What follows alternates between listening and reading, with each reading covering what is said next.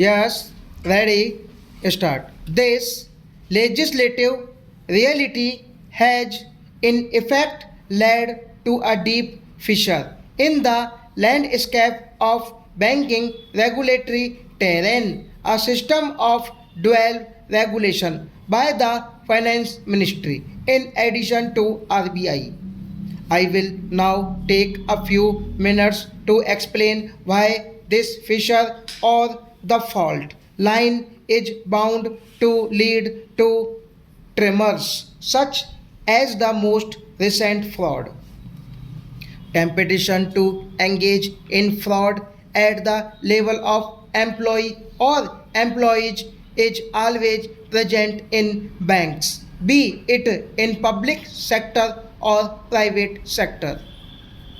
The question then is whether there is adequate deterrence faced by employees from undertaking frauds and enough incentives for management to put in place preventive measures to preempt frauds.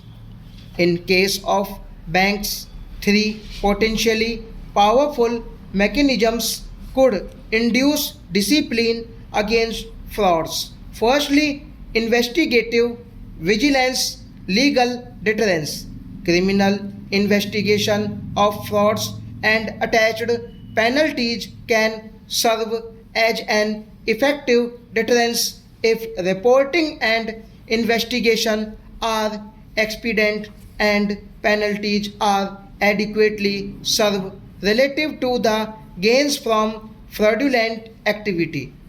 Secondly, market discipline. Fraudulent activity can be a net loss to the bottom line. In this case, bank investors would impose deterrence that is uninsured creditors might run on the bank inducing liquidity problems or shareholders might exist, effectively raising the cost of capital and inducing solvency questions. In anticipation of such disruptive outcomes that might cause loss of control, management and boards members may put in place governance mechanisms to prevent or reduce the incidence of fraud and or hold larger buffers in the capital structure to bear losses when fraud materializes. Thirdly, regulatory discipline. Banks in most parts of the world, however, have a significant portion of deposit funding that is insured, and since banks serve critical payments and settlements function, they are often too big to fail or too many to fail. Hence, a part of the market discipline is weakened as a trade off with financial stability and is substituted by delegation of supervisory and regulatory powers to a banking regulator. Detection and punishment by the regulator then need to be effective to discipline fraud.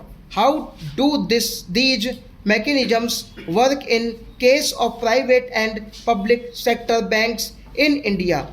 Investigative and formal enforcement process takes in our country, perhaps for the right reasons, a fair bit of time. Indeed, RBI data on banking frauds suggests that only a handful of cases over the past 5 years have had closure as such. It is fair to say that in case of private sector banks, the real deterrence arises from market and regulatory discipline and their confluence. A private bank CEO's primary concern is whether he will be able to raise capital when the need arises or even whether he will still be running the bank the next day. The point is that they could be readily cautioned through their boards and even replaced by the RBI in case of large or persistent irregularities. Further, a private bank failing to meet bank solvency standards and under RBI's prompt corrective action would find it hard to raise capital, whereby it would need to put the house in order at swift notice so it can raise funding from markets and get back to growth path. In turn, there are incentives to invest in governance so as to limit frauds and regulatory violations and to respond with alacrity when incidents to arise. In contrast, the market discipline mechanism for public sector banks is appreciably weaker compared to that at private banks.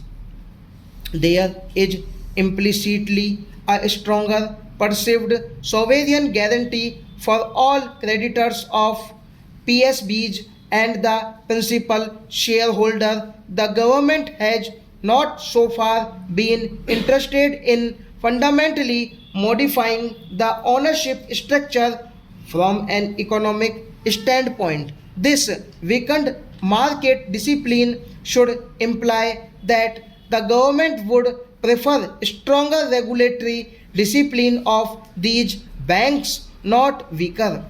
However, as I explained above at length, and perhaps since the original idea behind bank nationalization was complete government control over credit allocation to the economy, the situation in India is exactly the reverse. RBI's regulatory powers over PSBs are weaker than those over the private sector banks. The BR Act exemptions for PSBs mean that the one agency, the regulatory, that can respond relatively quickly against banking frauds or irregularities cannot take effective action. Hence, for example, MDs at PSBs find it comfortable to tell media that business will be as usual for them under RBI's prompt corrective action framework, as even if they do not meet the stipulated restrictions of the framework. The ultimate authority over their tenure is with the government and not with the RBI.